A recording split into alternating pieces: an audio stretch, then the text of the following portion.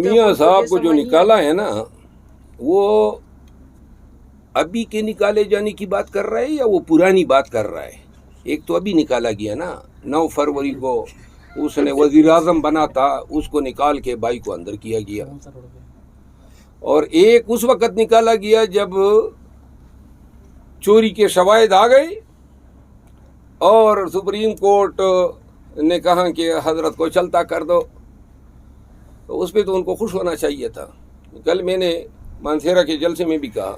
اچھا مولانا صاحب یہ بتائیے گا کہ اتنے معاملات میں اس وقت آپ انوالو ہیں، پی ٹی آئی میں عمران خان کے بعد شاید جو آئیکن سمجھا جاتا ہے عوامی آئیکن وہ شاید آپ ہیں، گھر کی طرف سے پریشر نہیں ہوتا؟ بیوی بچوں والے ہیں، پریشر ہوتا ہے، یہاں ایک صحافی چھوٹی سی ایک لائن لکھ دیتا ہے تو اس کو اٹھا لیا جاتا ہے، آپ بھی ایک بندے نے ملی نغمہ بنایا ہے نیا، اس کو اٹھا لیا گیا ہے، تو آپ کو ان معاملات میں گھر کی طرف سے سپورٹ ملتی ہے یا پریشر نہیں کیا جاتا؟ نہیں، گھر والوں کو تو میں نے پھر پاکستان سے بھیج دیا ہے، ٹھیک ہے نا، ہمارا تو پاکستان نہیں ہوا، اڈا ہو گیا، وہ جہاں پہ مسافر سواری کی تلاش میں آتے ہیں۔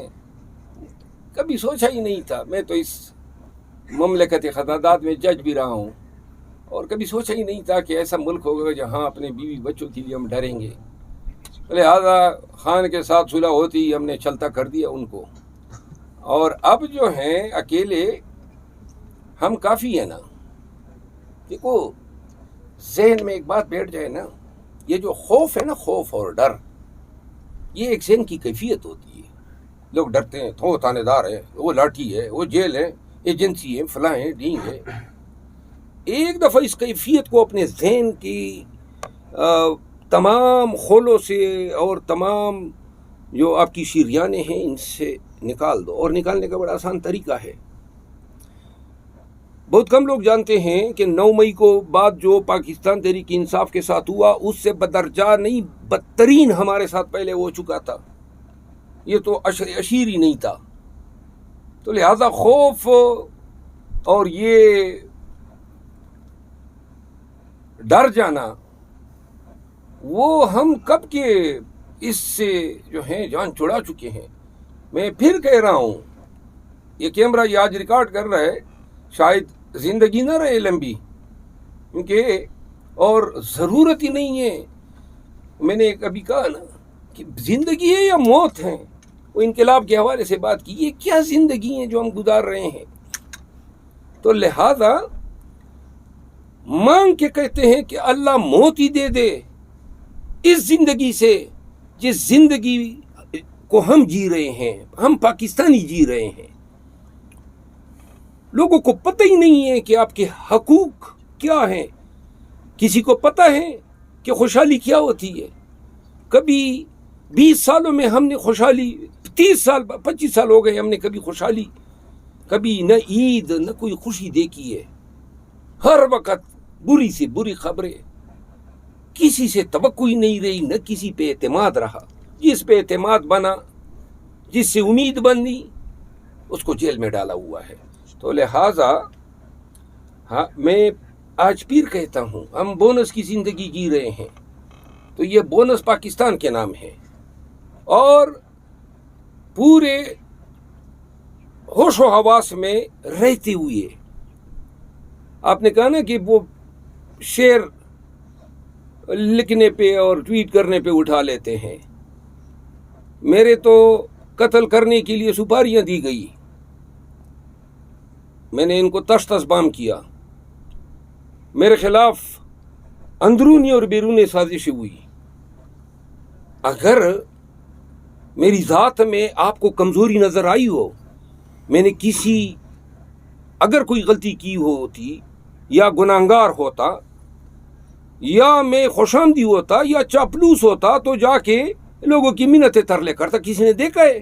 جو میرا موقف پہلے روز سے تھا آج بھی وہی ہے۔ Thank you. مولانا صاحب آپ جواب میرا یہ بتائیں کہ آپ کا لکی مروت میں جو آپ نے جلسہ کیا ہے، کیا وہ غصہ تھا یا آپ نے اپنی پاور دکھائی کہ عوام میرے دلوں میں بستی ہے اور عوام میرے ساتھ ہے؟ گزارش یہ ہیں، ایک شہر کے بازار میں گیا، وہاں کلفی کھانے کے چکر میں جب کلفی کھائی باہر نکلے تو 3-4 ہزار لوگ پیچھے پڑ گئے۔ तो आगे से जब एक शख्स ने कहा चाय पी लो, तो वो तादाद बढ़ गई, 6000 हो गए। तो मैंने कहा हज़रत ज़रा कुर्सियाँ डाल दो, जलसा ही कर लेते हैं। और हमने जलसा कर दिया। मेरे भाई, खान ने कल मुझे यही कहा, कभी इस ज़िंदगी का हमने तसव्वुर ही नहीं किया था, ना हमें पता था कि जिधर जाएंगे तो लोग इतना प्यार, इतनी मोहब्बत से नवाजेंगे, और जिधर जाएंगे वहाँ लोगों के इस तरह जमगठे बनेंगे। कभी नहीं। ये जो 14 अगस्त को लकी में किया, मैंने अपने कबीले को जमा किया। मेरा कबीला है, मेरी शनाख्त है, मेरी मोहब्बत है, मेरा प्यार है, मेरा मान है, मेरा गुमंड है, और मैं बगैर उनको एतमाद मिलिए कोई फैसला नहीं कर सकता था। अच्छा मरवत साहब, और उनको मैंने बताया कि आपको पता है कि हमारा कोड क्या है, हमारे अक़दार क्या है, अगर वो मांग रहे हैं तो मैं दूंगा। उन्होंने कहा जो आपकी मर्जी कर लो। और दूसरा, मैंने जितने जलसे किए, ये कल मैंने मानसेरा में किया, बंदू में किया, पेशावर में हुआ, लकी मरवत में हुआ, 13 को मैंने रैली निकाली। अल-ऐलान मैंने कहा था कि मैं किसी पीटीआई ऑफिशियल को, एमएनए, एमपीए को इसमें इन्वॉल्व नहीं करता हूँ, तो लिहाजा पाकिस्तान तहरीक इंसाफ का वर्कर इसमें मौजूद था, मैं उनकी इस मोहब्बत का मकरूज रहूँगा। मरवत साहब ये बताइएगा कि पाकिस्तान तहरीक इंसाफ के कुछ सोशल मीडिया एक्टिविस्ट हैं, उनकी वॉल्स पे मैंने आज ही पढ़ी हैं तहरीरें, बड़ी लंबी तहरीरें हैं, आपके खिलाफ हैं। उनके मुताबिक ये है, अब मैं ये नहीं कह सकता कि उनके पीछे कोई पीटीआई की शख्सियात हैं, हो सकता है उनकी बागें मैं आप सवाल से पहले आपको बता दूं ना, जी जी, वो कोई इल्ज़ाम रहा ही नहीं जो मुझ पे डरा ही नहीं गया हो, तो लिहाजा ऐसे फालतू लुग़वियात के उनको लिए जवाब क्या देंगे ये बताइए। मैं लानत भेजता हूँ उन पे, जवाब क्या दूंगा? अच्छा शेर अफजल मरवत साहब, इस टाइम जो है वो जो है फैज हमीद, जवाब तो इंसानों को दिया जाता है। ये वो हय्यू या कयूम आपने कभी सुना है?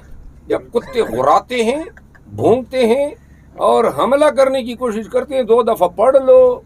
ये लईन और मलून, वो कहते हैं ना, ये इंशाल्लाह और जलील होंगे। और एक दफ़ा फिर लानत भेजता हूँ आपको। तो फिर मरवत साहब, इस वक्त जो फैज हमीद की जो है वो टॉप सिटी के ऊपर उनकी गिरफ्तारी हो चुकी है, एक तस्वर दिया जा रहा है कि एहतसाब किया जा रहा है, लेकिन मौजूदा सेटअप में देखा जाए तो लोगों की दुबई लीक्स भी सामने आ चुकी है। मरियम नवाज़ के दुबई में मसाज सेंटर पकड़े गए हैं, गंदम स्कैंडल को कोई नहीं पूछता, पनामा लीक्स को कोई नहीं पूछता।